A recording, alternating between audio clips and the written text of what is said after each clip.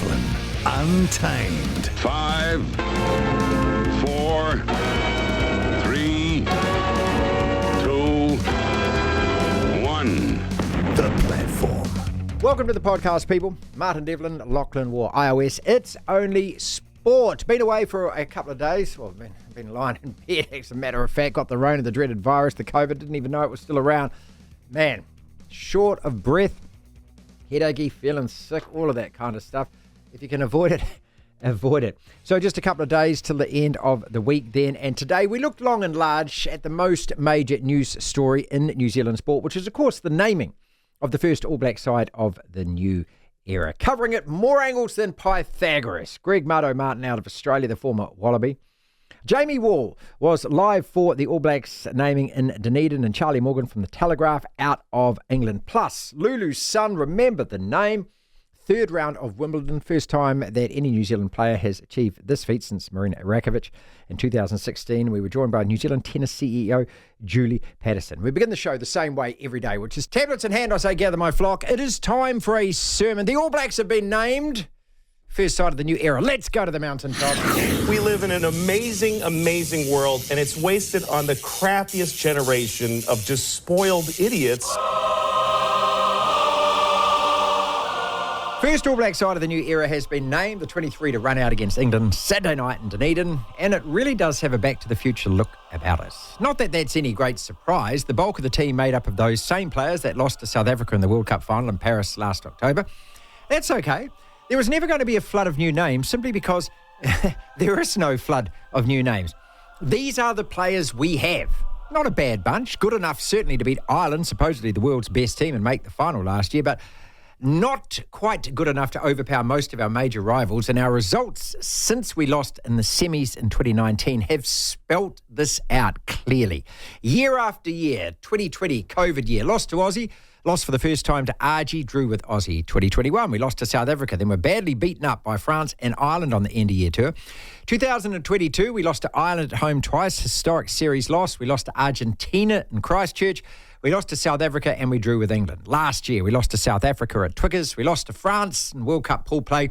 We lost the World Cup final to South Africa. So 12 losses and 2 draws in the last 4 years.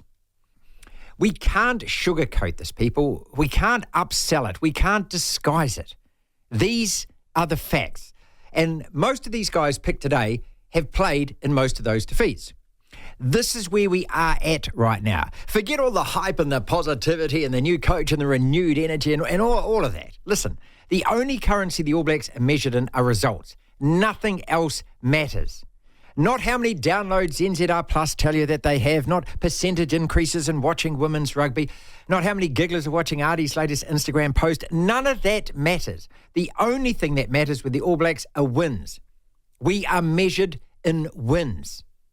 And what I've just outlined is the truth. The last 4 years have been an abject failure. So, the thing to do is first start winning on Saturday against England and then keep winning. Results, wins. Most of these players named today have been there for most of those 4 years of failure. Are they all now demonstrably better players? Have they suddenly become world-class individuals just needing the guidance of a super coach to turn them once again into a world champion team?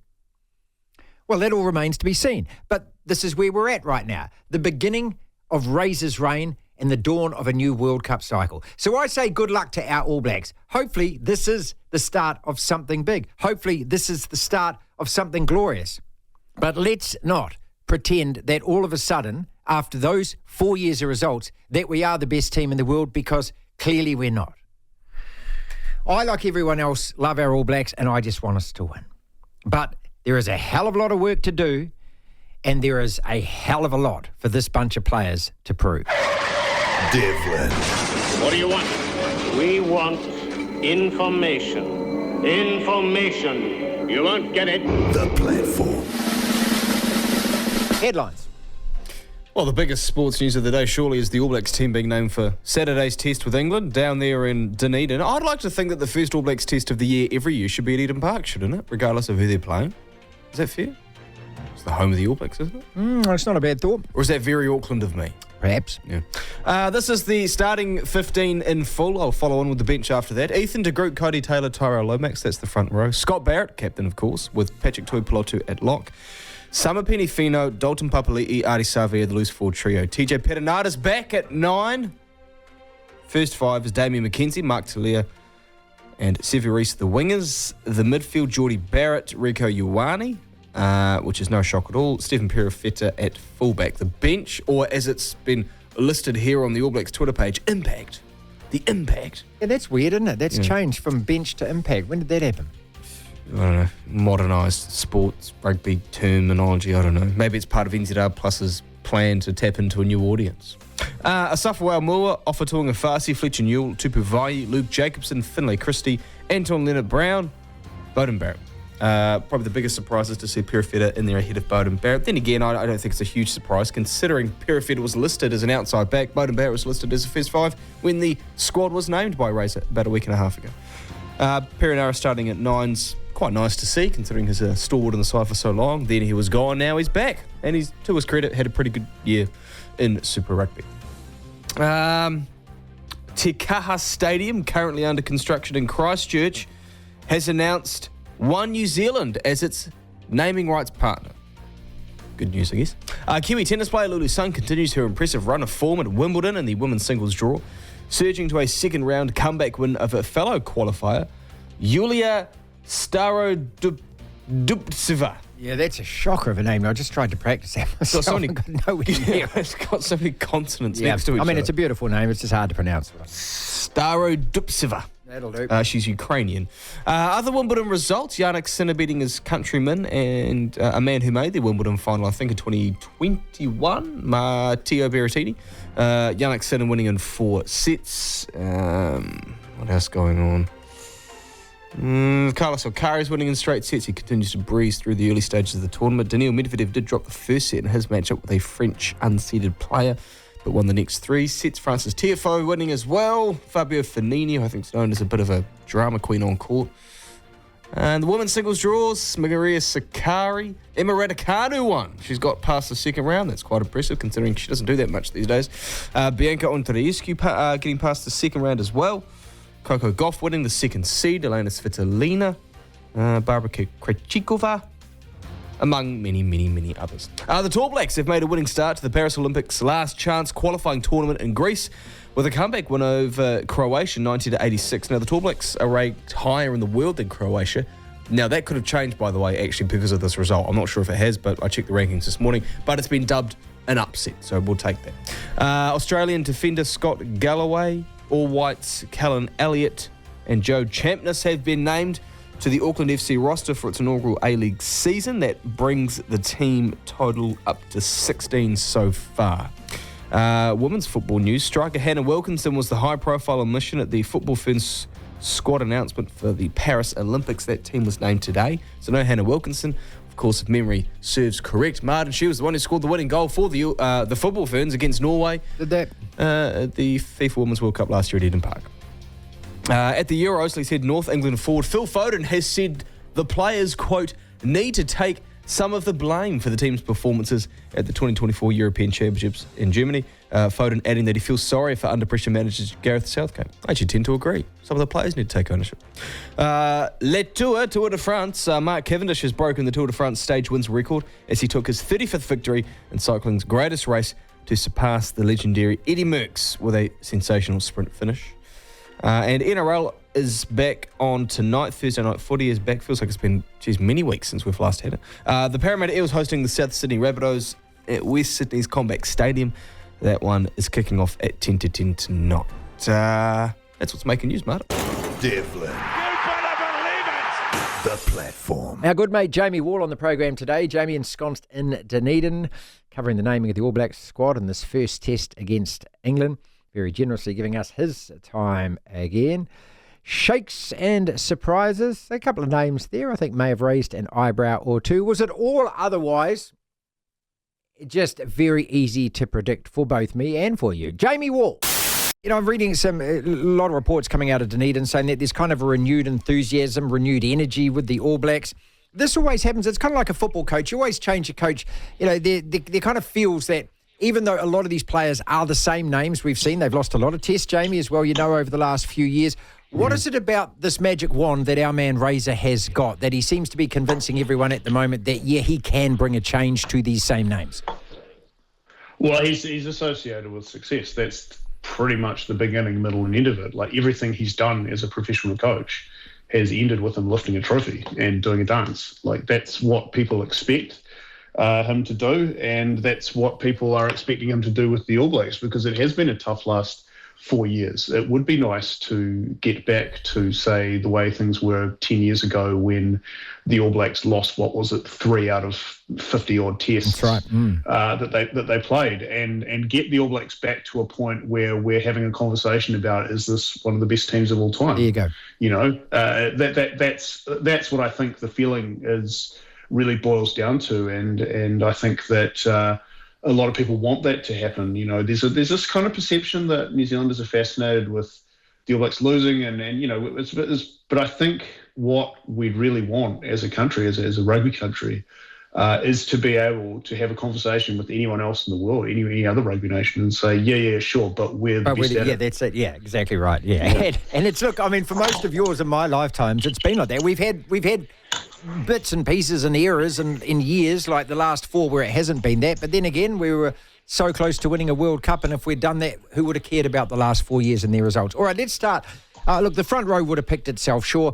The locks, again, I'd say, yes, they picked themselves. There was only a small concern for me about whether Patrick was going to be fully fit, but obviously he is. Yeah, he is. And like you said, that type 5 is the easiest part of this team to predict. I can't really see anyone else getting in there, because that front row. It does say a lot about Cody Taylor, though, that he's essentially just kind of come back to playing after taking all that time off. And he almost managed to single-handedly fix the Crusaders' issues in the forwards by himself.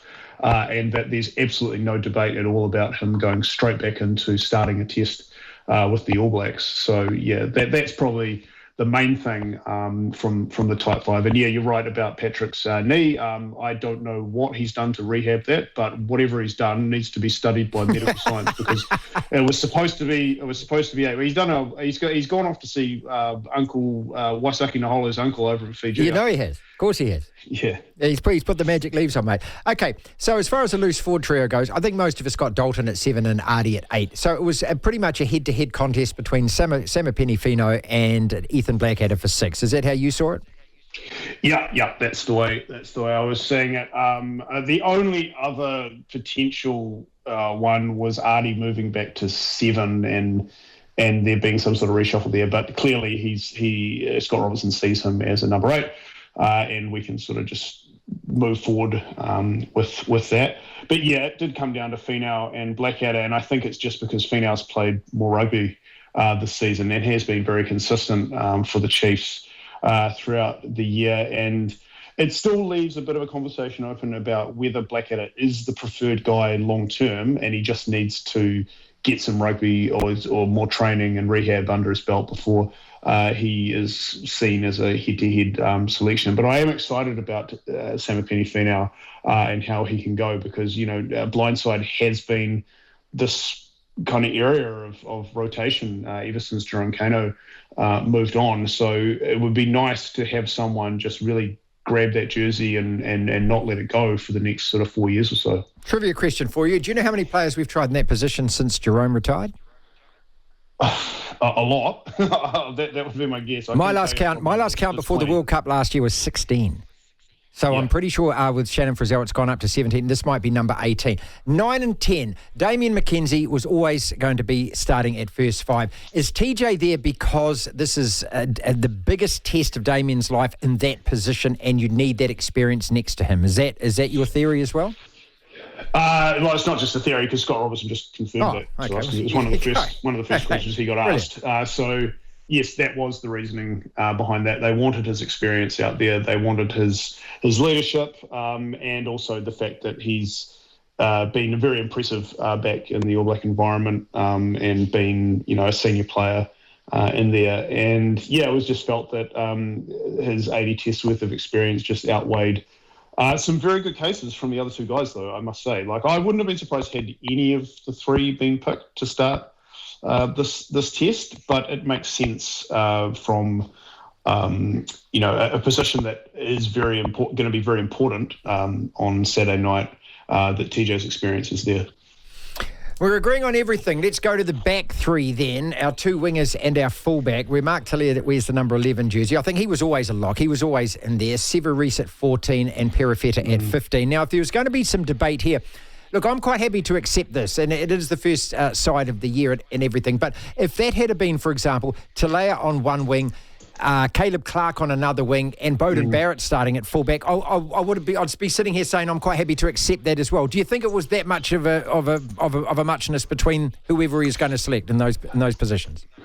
Well, Perifeta is probably the biggest surprise in the team because that's no more of a comment on the guy that he's pushed out rather than him, because I would have thought that Beauden Barrett would have been starting this test match.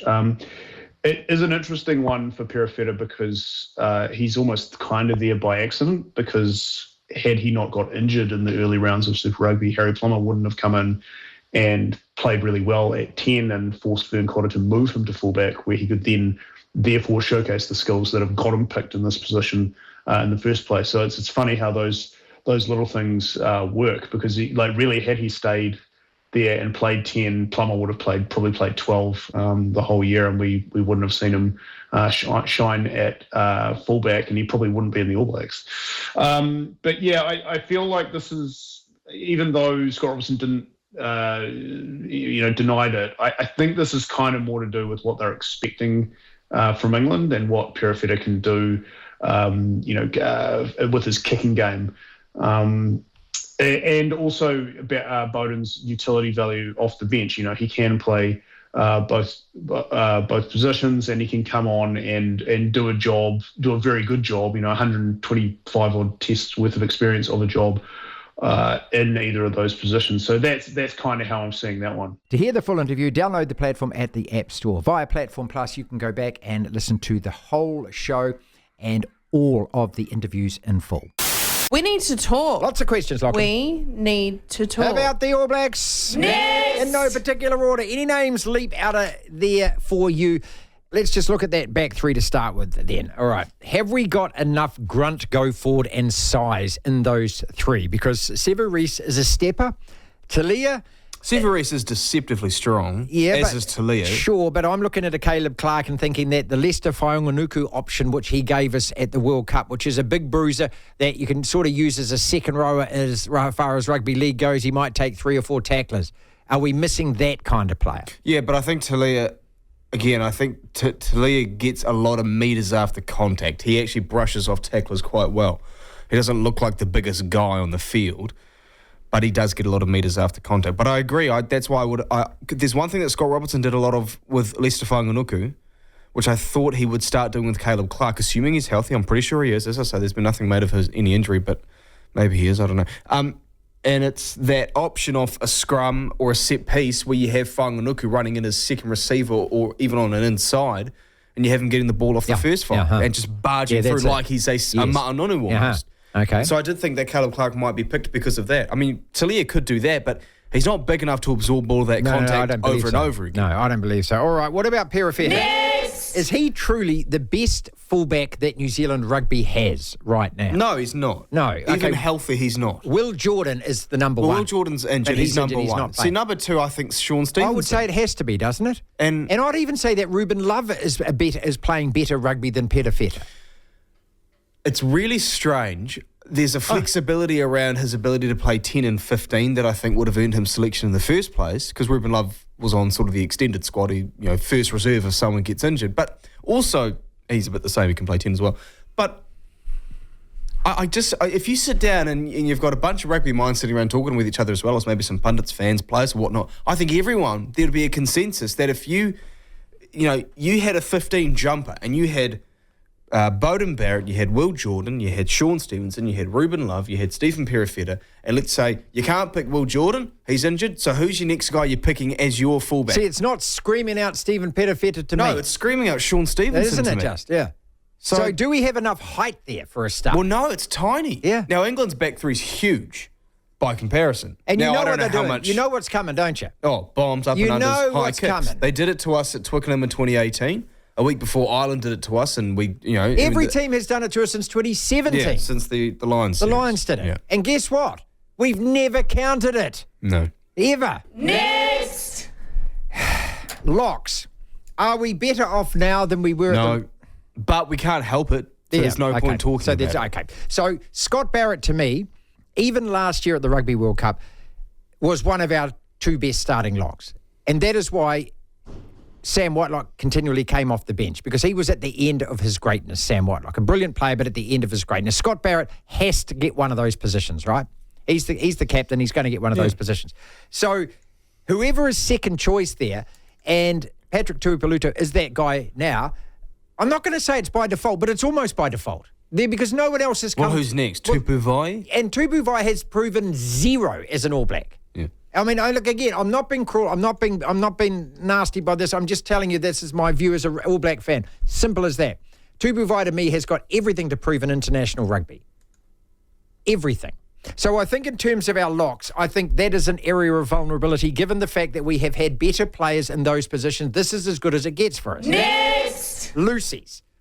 Again, Artie's absolute dead set cert for selection, whether he plays 8 or 6 or 7. I think 8's his best position for us, because he hasn't played for the All Blacks in any other position for any length of time. Play him at 8.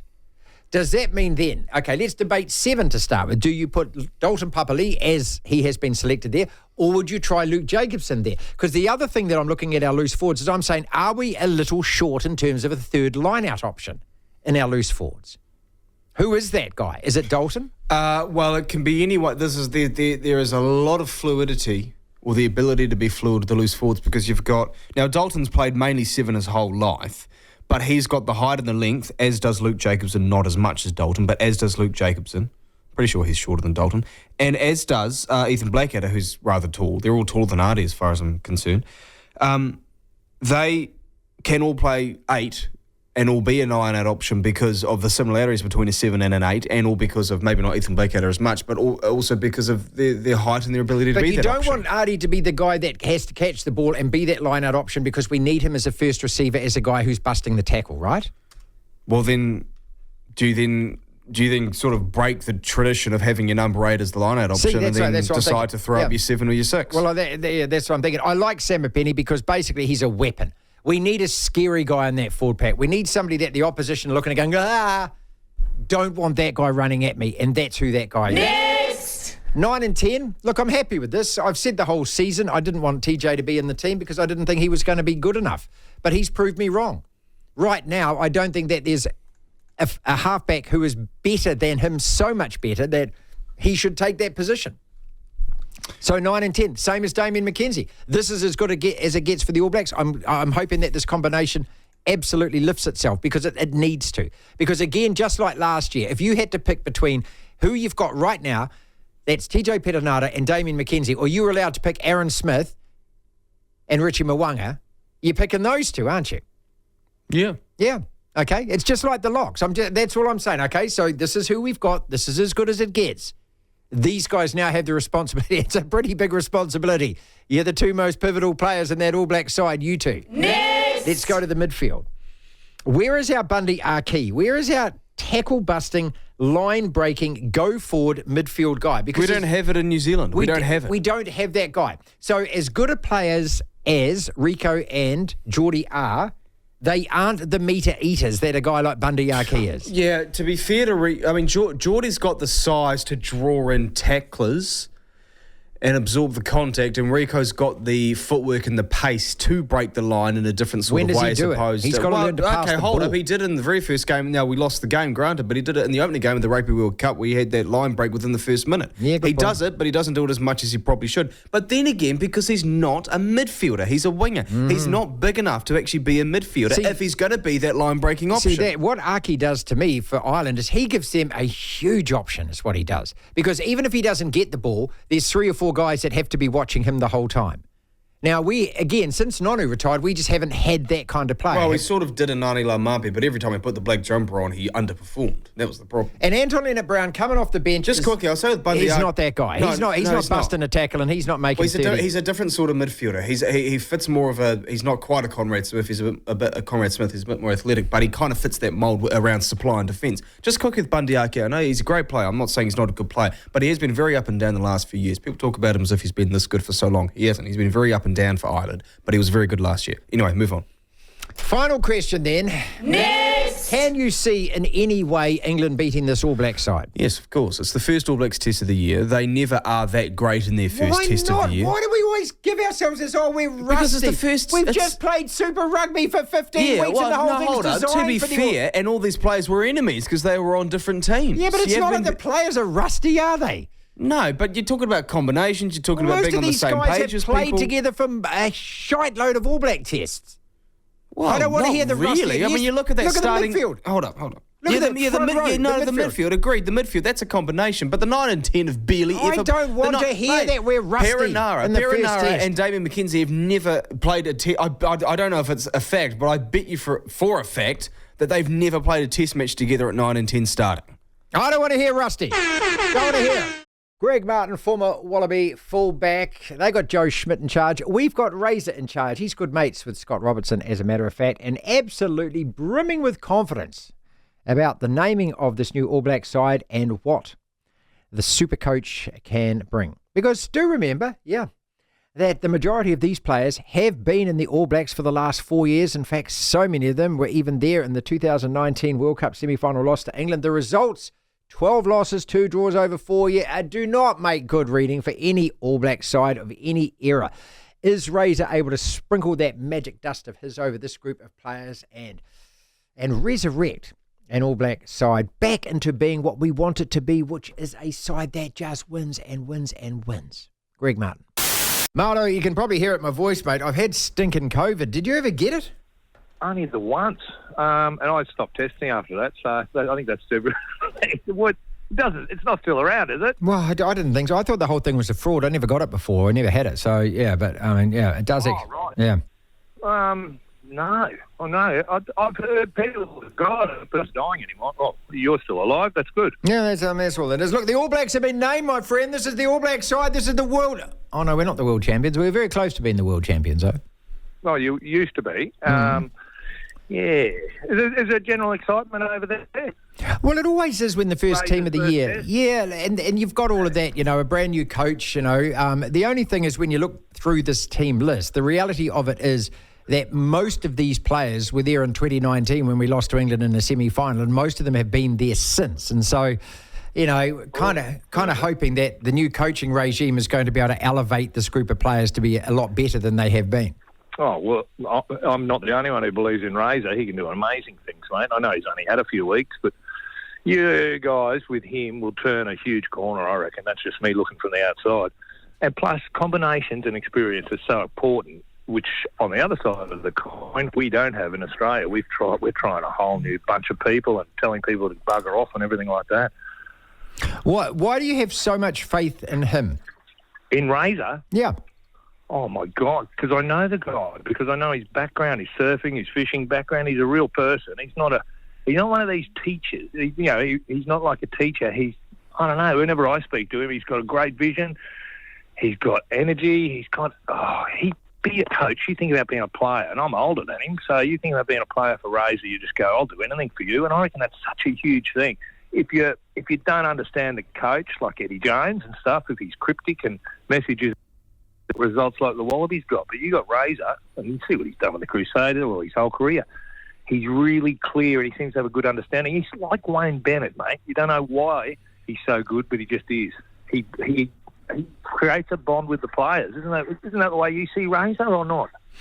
Yeah, I just the only doubts I have is that we have seen this will be the third coach that a lot of these players have worked under. It didn't work under Shag. It didn't work under Fozzie. So, Razor's going to have some magic dust on that. And I'm not sure.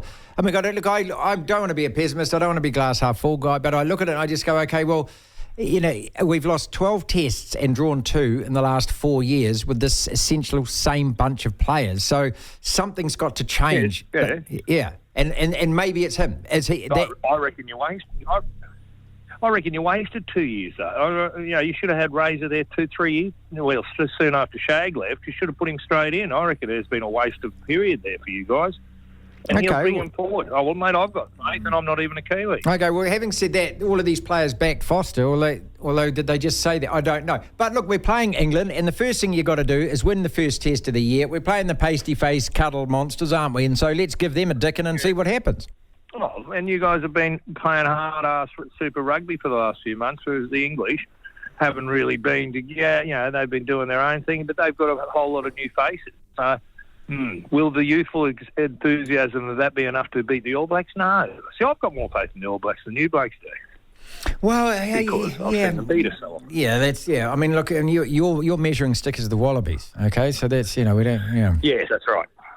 Actually, speaking of which, but you're playing Wales out of all of the teams. Okay, so we've got the French who are in Argentina. We've got us playing England. The Irish have had to go down and they got the South African draw, which isn't probably the kindest. Out of all of the teams to play opening round as the international season starts, Wales is probably the softest opponent and best opponent for you. Would you agree? Correct, but they haven't won a test. Do you believe they beat us, 40-16 at the World Cup? That's right. That's been their last win. They haven't won since then. They haven't won, I think it's 10 tests in a row. And they're paying $5. They're the outsiders at $5. Australia at $1.12. Work that out. But it's mainly because they've since the World Cup, they got rid of 10 players. So retirements and everything else, they'll have moved on. Somehow, the dodgy Wallabies are the mad favourites for this game on Saturday night. So, yes, easiest on paper, the easiest game this Saturday. What a Saturday it's going to be. Yeah, you brilliant. Guys into us in the South Africans Island. No, it's midnight our time, 2 o'clock your time. It's back. And so this is, all the sharing, all the WhatsApp groups that I'm in. Everyone's finally getting excited about rugby for the first weekend of the year here in Australia.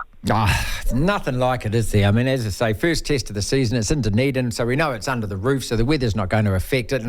And there's always something when a brand new coach arrives. You see, this is what I'm trying to get at. Has Joe Schmidt done the same for you and your guys? All your old Wallaby mates, you're going, okay, we've had Dave Rennie, we've had Eddie Jones, mate. Now we've got Joe Schmidt. Now it's going to change. Yeah, well, cool, mate. That's what I always say to you. Or what does football want to offer? What does every team want to offer? Hope. Because we had no hope. We were hopeless. It was a joke. Everyone was bagging rugby in the last year after the World Cup. And finally, no one's talked about rugby much because it's been not a very good Super Rugby season. But now everyone's going, Joe, we believe. And he's made lots of good noises. And I don't know if you've seen in the last 24 hours or so, they've released, he's gone, no, don't want him. There's all these guys on the fringes of the Wallabies where you'd offer them hope. Personally, he's gone, no, you can bugger off, you can be released from your contract. So they're all going overseas. 2 of them are going to Rugby League. You've probably read about that. So he has turned the page completely. He has put a complete full stop on the Eddie Jones era and said, righto, we start right here. So you imagine some of those young blokes who are being given a chance. There'll be I don't know, 3 or 4 debutants in the Wallaby team. So we don't know, but what we've got sitting here right now is hope that Joe actually can turn things around in 2 weeks' preparation. To hear the full interview, download the platform at the App Store. Via Platform Plus, you can go back and listen to the whole show and all of the interviews in full. The Tight Five. 5 separate sporting topics locked in, roughly a minute or so on each. When the bell dingies, we move on to the next topic. The All Black side we have talked extensively about, so I might just ask you the question, a more chance of happening with that England All Black test instead. Rob Penny is safe in the job, according to an article on Stuff. The review, post-season into the Crusaders' terrible Super Rugby performances this year, still going and ongoing. It's been about a month. Lulu Sun, into the last 32. It's a hell of an achievement, is it not? The Tall Blacks beat Croatia in Greece at a pre-Olympic tournament. That's a hell of an achievement, isn't it? The new Christchurch Stadium has got a brand new sponsor. Do we really care? Do we? That much? And the White Ferns lose again. Let's accept we're just not that good. We're not. Our women's cricket and our women's football are just average. Can we just be honest about that? More chance of happening. England beat the All Blacks in Dunedin, Lachlan. or the Warriors beat the Dogs. Saturday afternoon in Sydney, 5 o'clock start. This is perfect, isn't it? For us couch potato fans. England beat the All Blacks. Yes, sorry? England beat the All Blacks. You're not even giving the Warriors... The Warriors were brilliant against your mob on the weekend. They were good. We were bad. You haven't won since? Magic round. Round... 11? Yes. That's 7 weeks, mate. No, 2 of those weeks we were by. Yeah, you got some points. And we got 4 points. We've received 4 points since our last win. This was the Broncos. Who were the Broncos? They said they were winning the Super. Hey, what did I say? What did I say at the start of the year? What did I say at the start of the year? I wasn't touting us as the premiership favourites. Yeah, drink your water, lose your breath, go on. Yes, I am. All of that. I didn't buy into it. I wasn't here. You know, Kempe said that we were the team to beat. I didn't buy into it. I said Penrith. I said we've just got to make the 8, make the top 4, and then pick up where we left off last year. All going to plan. But that's last year. That's not this year. With Reece Walsh. That's not me though. You can't pull that off. You can't make that voice thinking that you're getting to me. Are you making the 8? No, I don't think we are. What is more chance of happening? No, the Warriors make the 8 or you make the 8? The Warriors make the Warriors make more. The even Warriors. though they are 3, the Warriors. No, they're 1 point behind Brisbane. 1 point behind. The Warriors have 2 buys to go. We have 1. And Warriors also still have to win 6 of the next 8. Who have Brisbane got this weekend? Costo's corner's coming. I should bloody know it. Penrith. Penrith on Friday night. Absolutely brilliant. Rob Penny safe in the job. I always thought he was going to be rubber stamped in this. I mean, look. The Crusaders doing a review is like Mark Robinson calling for another review. I don't get this. Why spend all this money on outside consultants to do something that isn't that the CEO's job? I really like Colin Mansbridge, but what the hell do you do, mate, in between the final whistle of the Super Rugby season and the start of the next Super Rugby season? There's kind of a void of about 7 months there, right? Yeah. What do you do? Surely you've got enough time to sit down and go, here's the results. These are crap. Let me talk to the players. Let me talk to the coaches. Let me maybe dial up a couple of outside voices and see what they think about it.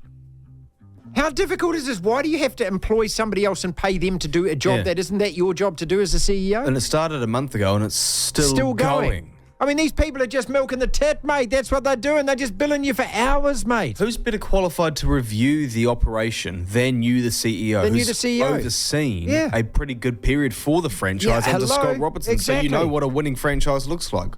Why are you calling it? You're right. Why are you calling a review? And to be honest, what is more chance of happening? The Warriors beat the Dogs. England beat the All Blacks. Or Rob Penny retains his job. No, Rob Penny retains his job. There you go. We all knew it was happening anyway. By the way, I was just actually playing around. I do think there's more chance the Warriors win. The White Ferns lose again. Can we just accept we're not very good? We lost by 8 wickets, 9 wickets. We got thrashed again today. But, the news headlines, of course, we're a much improved performance from the White Ferns. You talk about their improvements, You lost again. We don't beat any team. And it did rubber. So England probably didn't care that much. Well, this is the White Ferns are football ferns with cricket bats, aren't they? The only teams that the football ferns ever beat are the island nations. The only teams that the White Ferns ever beat are those that are part-time cricketers, right? Whenever we go one of them was Pakistan, and then they we beat lost us. to them. Yeah. But this is the most over-resourced, overhyped, living the life of Riley team in New Zealand women's professional sport. They get so much money given to them. They fly business class. I'm not joking. This is in their contracts. They live in 5-star hotel suites while they're away. The White Ferns. Are you sure? Yes, because they had to have that's the Black Fern. they had to have equality with the men. So they get it as well. So they get to stay in fancy 5-star hotels. They do. They get to fly business class. They are club cricketers, most of them. And I'm not being mean here, but this is the truth. Most of our White Fern cricketers don't look very athletic. Now, when I'm watching professional sport, one of the things that an old, skinny, 60-year-old guy like me loves looking at is the power and pace of the athletes. Super fit people, right? Doing extraordinary physical things. Our team's a bunch of waddlers. I hate to say it, but that's what I'm looking at. Is anyone disagreeing with me here? No, you're right. We don't... Look, there's no lightning throws. There's no amazing mobility or athleticism in the field. We've got 2 or 3 really good players. The rest are clubbies, aren't they? So from now on in, people, you got to just stop believing in the crap that you're constantly spoon-fed from the mainstream media. This is exactly what I said yesterday. Really average bunch of players. That's all. They're very average. Yeah. Lulu Sun. Speaking of things extraordinary, though, and things to celebrate, I love stories like this because it's never meant to happen. A tennis player out in New Zealand is not meant to make the last 32 of a Grand Slam event. It's like Ryan Fox overachieving in the PGA golf and making top tens and in the majors and making cuts of things. You're not meant to wriggle through. Tennis is a sport that we hardly play in this country anymore. Do you know much about her backstory? No, nothing. I know zero. I don't know a thing about it. Nothing. Zero. So it is, for starters, it's wonderful. Genuinely stoked to see it. Wonderful for this country, wonderful for her, really happy for it. And she's a lot younger, so she's obviously not at her peak yet in terms of her tennis abilities. Lulu's son was born in Te Anau. She grew up and spent pretty much all her life in Switzerland and represented Switzerland right up until April this year. So, and this is going to come across the wrong way, I don't mean it to. It is spectacular, but, you know, it's a little bit like if Cam Norrie switched back to New Zealand. He's not a New Zealander. But it's like Ben Stokes. He's not a New Zealander. Well, this is sort of... Okay, well, I didn't know this. I'm not saying she's not a New Zealander. I'm just saying it's great, but it's not as if it's... it's a homegrown talent. Well, it's not like it's Ryan Fox, who has grown up and spent his entire life in New Zealand. I wanted to go into this interview with Julie Paterson blind, and I'm going to go in there blind, and I'll ask her about that. Hey, she's flying a New Zealand flag, so I'm into it. I'm not being critical. I'm just saying, just for a little bit of perspective. Okay, all right. Two to go quickly. The Tall Blacks beat Croatia in Greece. I know we're rated ahead of them, but they're a bloody good team, aren't they, Croatia, in basketball? They always have been, haven't they? Maybe not. Yeah, they got some good players. Dario Saric. I think Hazonia, is it Mario Hazonia's Croatian? There's Ivica Zubac, who plays for the Clippers, drafted by the Lakers in 2018, 2017. Okay. No, they got a good team. But now, for some reason we're ranked ahead of them. But we might be ranked ahead of them because I checked it this morning after the game. So we could have been behind them beforehand. Guess who we get next? Slovenia, Luka Doncic. Yeah. Brilliant. Well, that's a damn And good they lost reason. to Croatia in their first game. There you go. Finally, the new Christchurch Stadium, Takaha.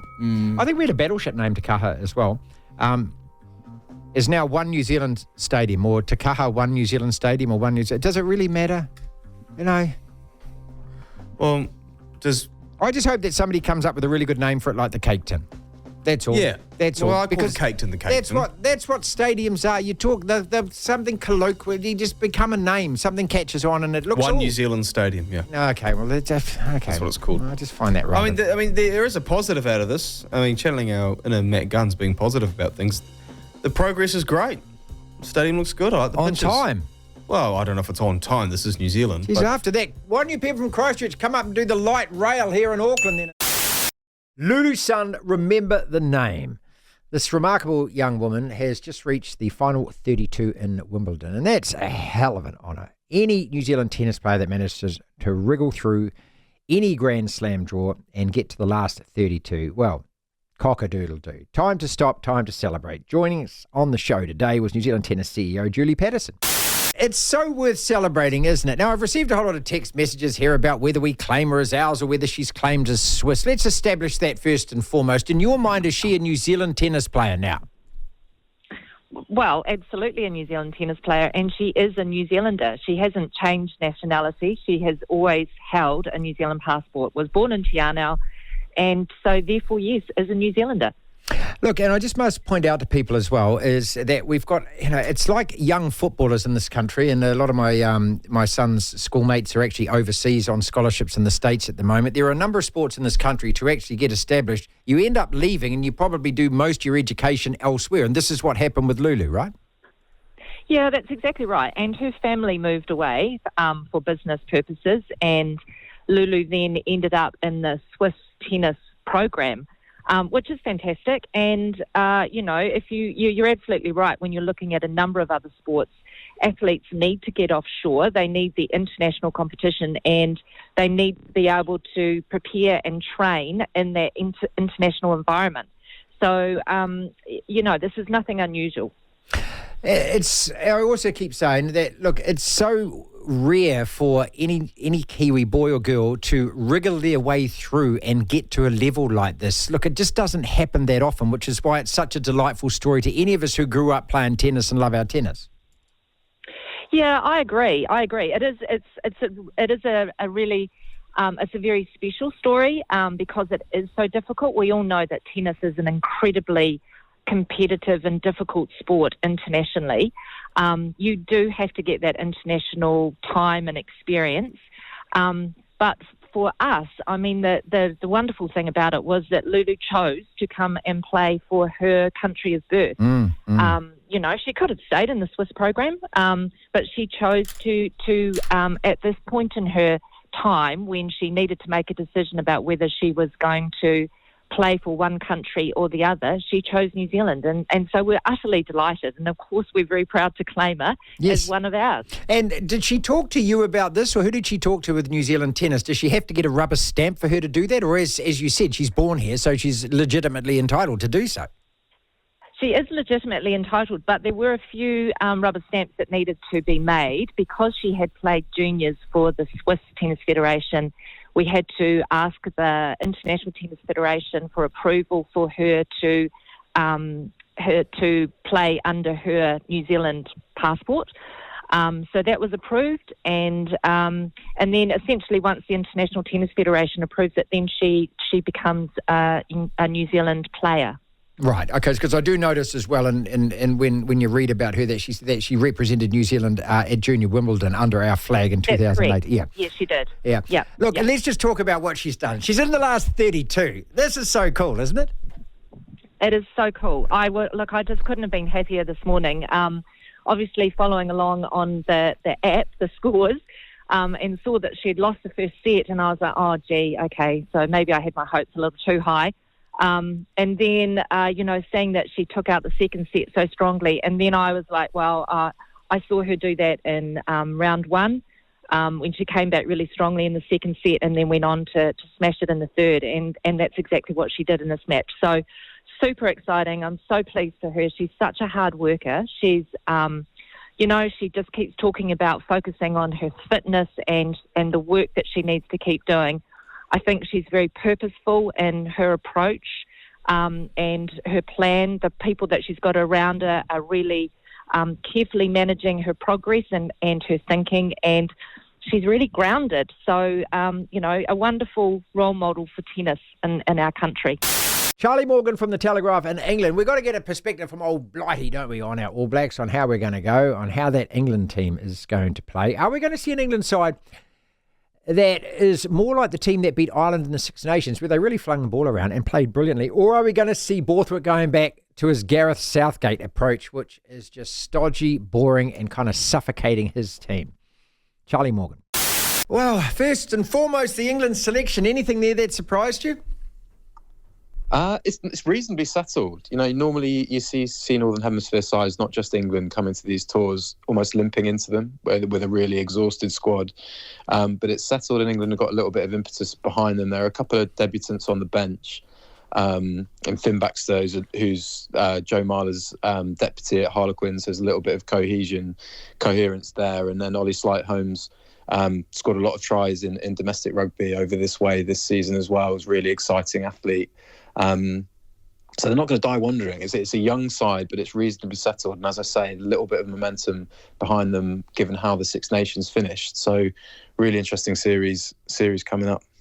Yeah, and I suppose, that's the fascination from this side is how are England going to play? Because, at times during the Six Nations, it was just dreadful. But then that victory over Ireland, what is it? Does that signal a brand new way of playing and perhaps the real potential of that England side?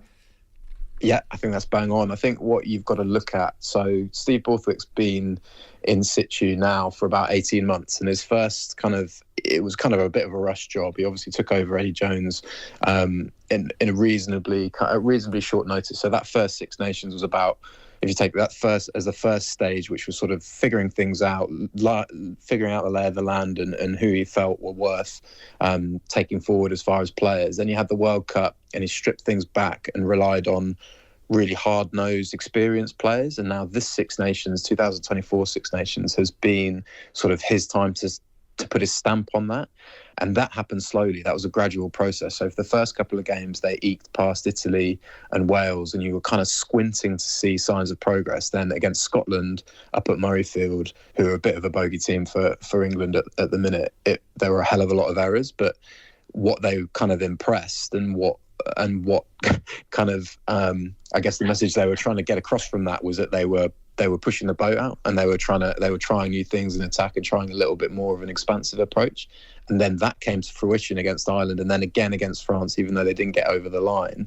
And that's where that impetus that I'm talking about has come from, those last two games of the Six Nations. And then they carried that on, albeit with a few kind of more overeager errors against Japan. They got a comfortable win there.